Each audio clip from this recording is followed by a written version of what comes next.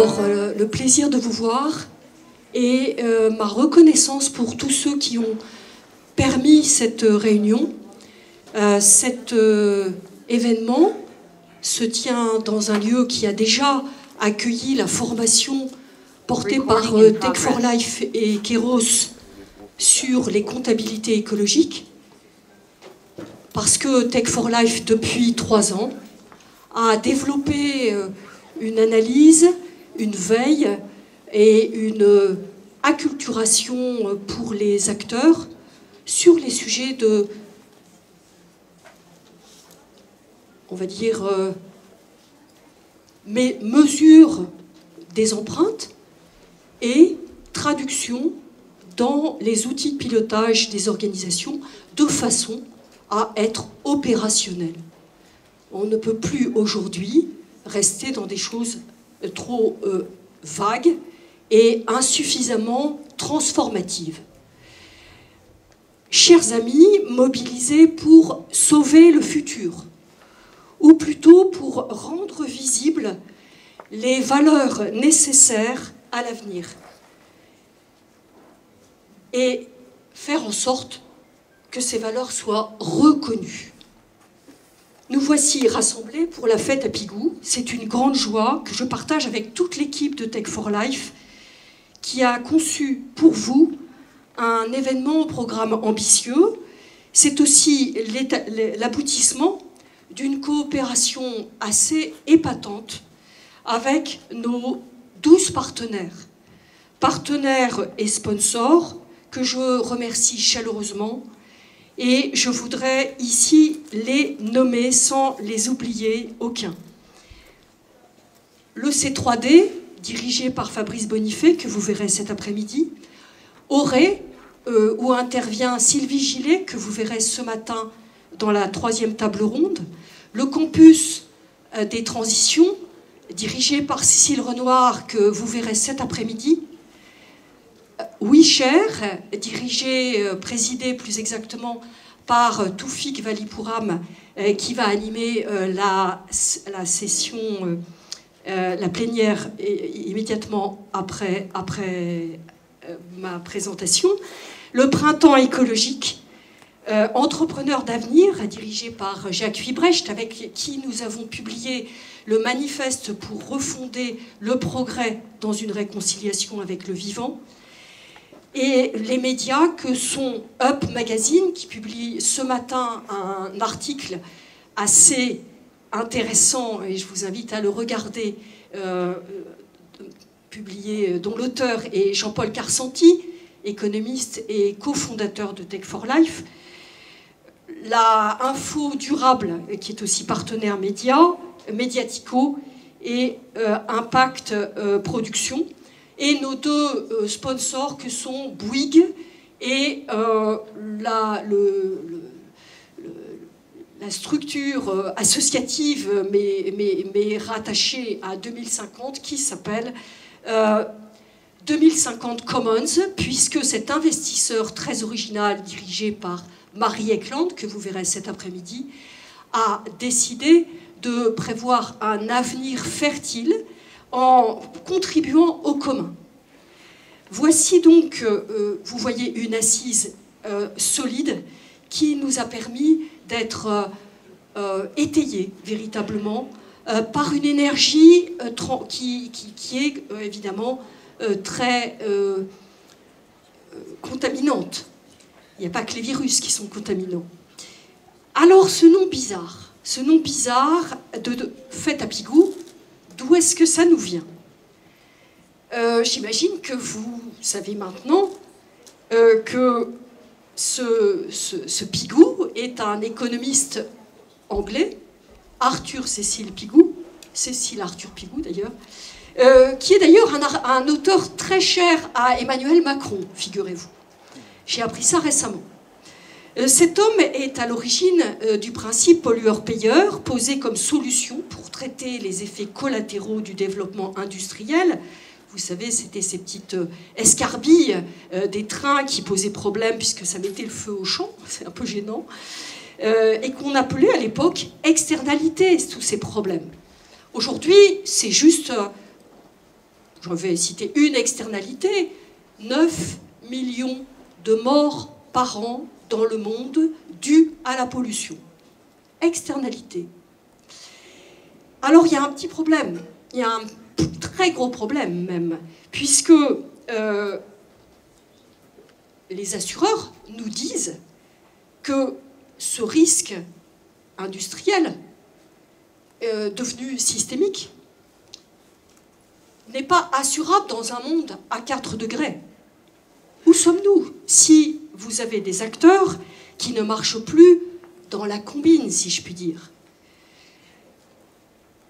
Puisque cette combine, c'est quand même devenu une sorte de droit à polluer qui est compensé, puisque le danger, je dirais l'aléa sur les tiers est compensé par de l'argent. Donc ces solutions ne règlent en rien les dégâts du progrès, selon cette formule consacrée par le rapport de la CFDT en 1972. Et le défi qui s'impose à nous aujourd'hui, chacun d'entre nous, ça nous concerne.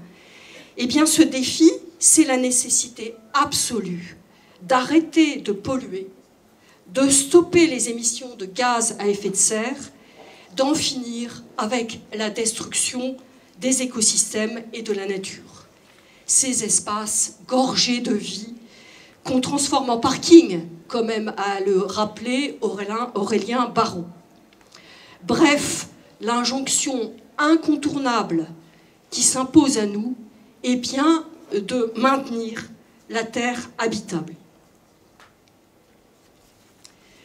Nous le savons, le problème est systémique, comme un cancer, puisqu'il s'agit de dérèglements multiples qui génèrent des effets en cascade. Peut-on soigner par quelques ponctions de gaz carbonique cette méga-machine industrielle qui convertit le monde naturel en déchets? Soigne-t-on un cancer en prenant de l'aspirine? Ne confondons pas donc maladie et symptômes.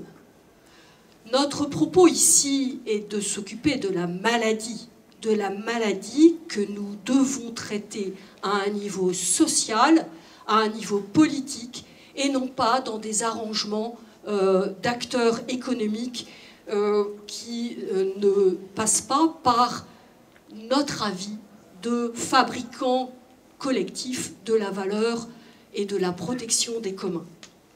La vraie maladie systémique se manifeste dans nos pratiques de dévoration de ressources et d'énergie qui continuent à se développer pour maintenir nos modes de vie occidentaux. Or, ces modes de vie menacent aujourd'hui directement la survie de millions d'Indiens, d'Indonésiens, d'Africains, bref, les plus vulnérables sur toute la planète. Voilà nos externalités.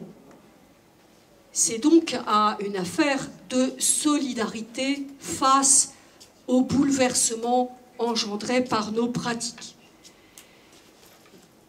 La fête à Picot propose de désenclaver l'économie et de remettre en cause la fabrique du risque, alors que nous sommes face à un désastre annoncé. En effet, la transformation du danger en risque est une manière de faire disparaître la menace. Elle invisibilise en fait cette menace. Le risque est probabiliste et permet une externalisation. C'est une sorte de patate chaude, une patate chaude que les plus riches, de proche en proche, relèguent aux plus vulnérables. Or, la dette écologique s'apparente à un risque écosystémique à la fois irréversible et incommensurable. Ce n'est aucunement une dette économique et donc les assureurs ont bien prévenu qu'ils n'assuraient pas cette situation. C'est donc que le contrat social s'effrite. Et si l'on voit aujourd'hui les extrêmes camper dans des exclusions absurdes, si l'on voit les jeunes nous sommer de changer les rouages de cette économie, il nous faut donc inventer un contrat social naturel et de solidarité, qui ne ressemble plus à des arrangements économiques entre puissants.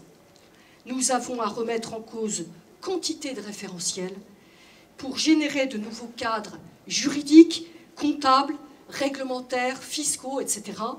Et c'est donc ce qui nous occupe dans le chantier d'aujourd'hui.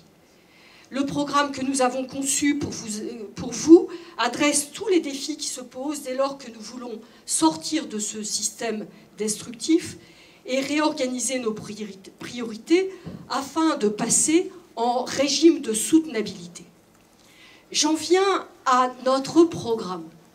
Vous avez donc dans les mains ce programme, vous l'avez vu en ligne, 6 tables rondes extrêmement consistantes pour baliser le chemin d'une économie conditionnée par les limites biophysiques planétaires, non négociables. Ce matin, nous verrons les défis conceptuels, juridiques, réglementaires, comptables, fiscaux.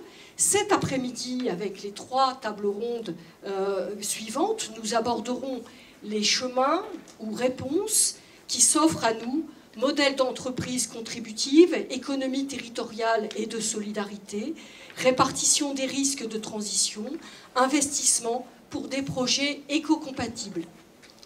Vous aurez aussi l'opportunité, à partir de 13h30, de suivre les corners thématiques où interviendront les responsables d'organisations épatantes, là aussi, Fleurs d'ici, Résilience, We Don't Need Roads, HOP, Halte à l'obsolescence programmée, Keep It, Tribal, Lita et Only One.